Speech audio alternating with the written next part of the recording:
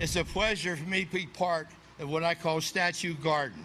I'm the 8th guy, okay? And I played with 4 of them. I knew Joe. I knew Ernie Lombardi. When I was a kid, he was one of the star players on the ball club. I played with Frank Robinson. So everybody's got a statue I'm familiar with.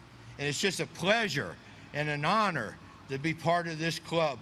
And thank you very much for coming. And let's get those Reds in high gear.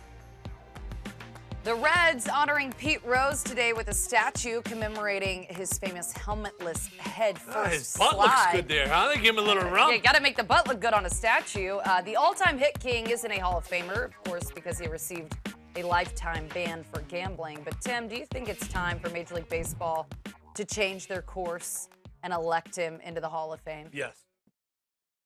Now, he has not helped his case in any way possible. You know, during Hall of Fame inductions, Pete goes up to Cooperstown. No, not to welcome in guys with great careers, to set up shop at a store down the street so he could sign autographs. Basically to spit in Major League Baseball's face. He should have been in years ago. Literally like 15, 20 years ago.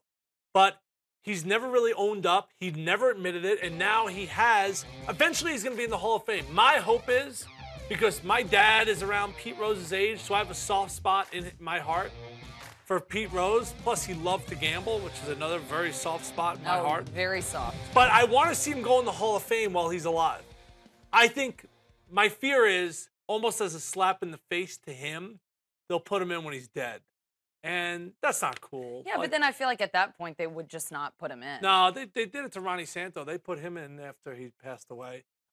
So they shouldn't do that with Pete Rose. They actually made a mistake with Ron Santo.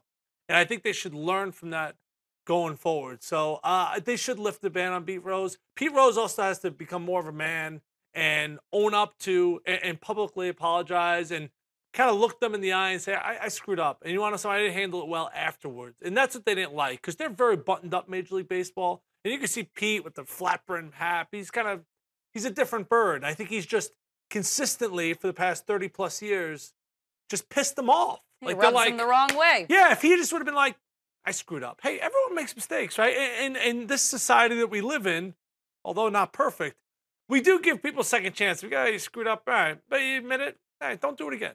And I think for Pete, he's getting to that point.